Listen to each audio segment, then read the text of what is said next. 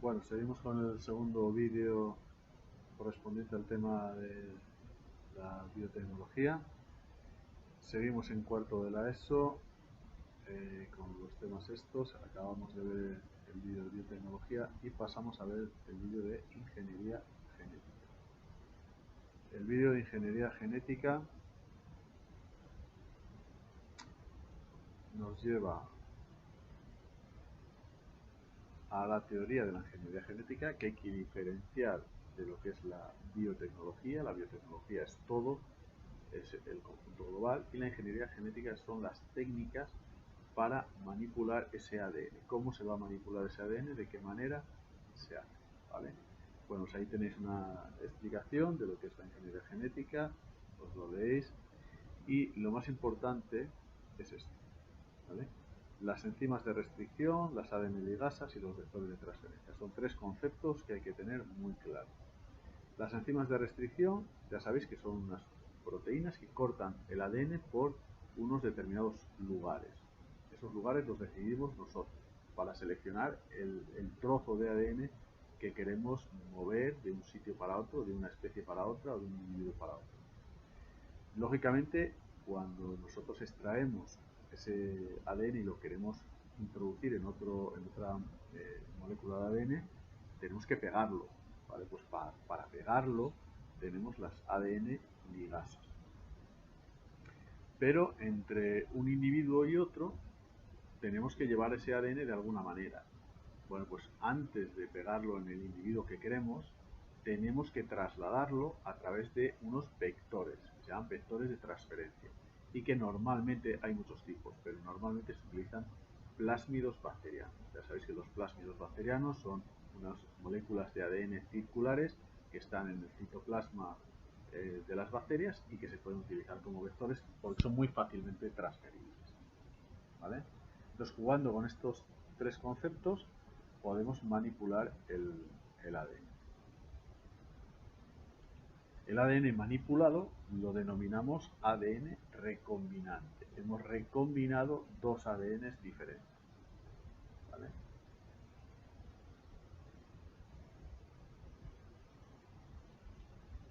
Hablamos de ADN recombinante y de célula hospedadora, la célula que recibe ese ADN recombinante y que cuando se replica, cuando se duplica, transmite ese ADN recombinado a sus hijos, a sus células hijas, de tal manera que ese ADN va a transferirse a todas las generaciones sucesivas y al final, si tenemos un individuo plurinuclear de millones de células, esas millones de células tienen que tener el ADN que le hemos transferido, porque si no, no estaremos consiguiendo el objetivo.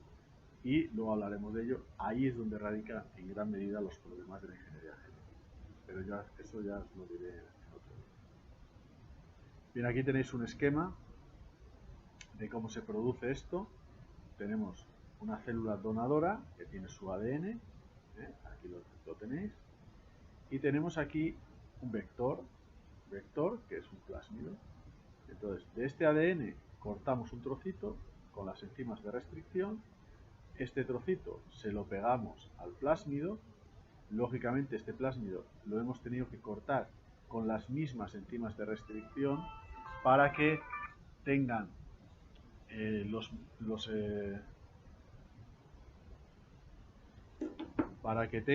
los extremos compatibles y se puedan unir. Con las ligasas se pegan y al final lo introducimos en la bacteria y tenemos el plásmido en esa bacteria con el gen de la célula donante. Esta célula sigue su metabolismo normal, metabolismo habitual, y se empieza a duplicar. Se duplica, de una salen dos, de dos salen cuatro, y así sucesivamente en una progresión geométrica. Y al final todo el individuo tiene en su interior, bueno, en este caso no es un individuo, en este caso como son bacterias, sería toda la colonia tiene en su interior el gen, el ADN, el trocito de ADN que hemos seleccionado de la célula donadora. Si fuera un individuo plurinuclear, pluricelular, todas las células del individuo deberían tener el ADN. ¿vale? Tenemos aquí una cosa que me parece muy interesante, que es la PCR. Ahora está muy de moda con el coronavirus. Sabéis que es una de las pruebas que se hacen para diagnosticar la enfermedad, la PCR.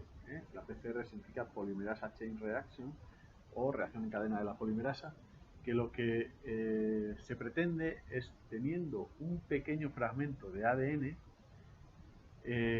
multiplicarlo muchas veces para tener una gran cantidad, ¿vale? Y poder trabajar con ello.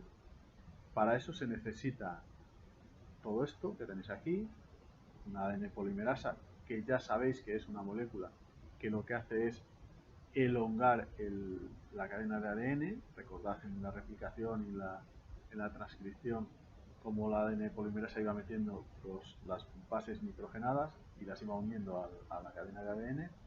Y además tiene que ser resistente al calor, porque esto se hace en ciclos de calor-frío.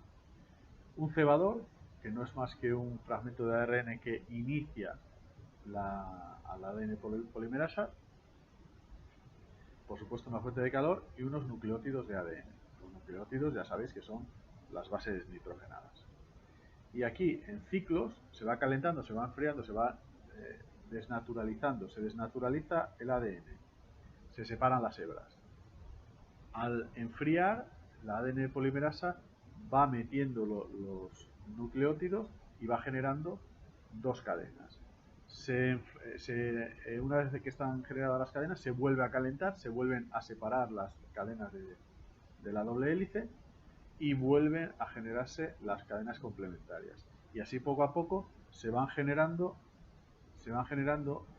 cadenas y cadenas y cadenas de manera exponencial, con lo cual en muy poquitos ciclos hemos multiplicado muchísimas veces la información genética de la que disponíamos. Por eso la PCR simplemente con una gotita de sangre se puede sacar esa información.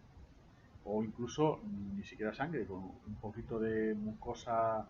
Sabéis que meten un palillo con un algodón en la nariz y sacan un poquito de mucosa del epitelio nasal, y con eso se puede hacer, ¿vale? Se necesita realmente muy poquita muestra. Bueno, os veis este vídeo porque aquí sí que aparece la forma en que funciona la PCR, y veréis que es bastante interesante. Este invento ha sido un avance en biotecnología muy grande, porque gracias a este invento, por ejemplo, se han solucionado crímenes de hace muchísimo tiempo, porque había muestras que en aquella época no se podían tratar porque eran muy escasas, y ahora al multiplicarlo pues se han podido tratar y se ha podido diagnosticar quiénes eran los criminales, ¿vale? Bueno, pues hasta aquí el vídeo de la ingeniería genética.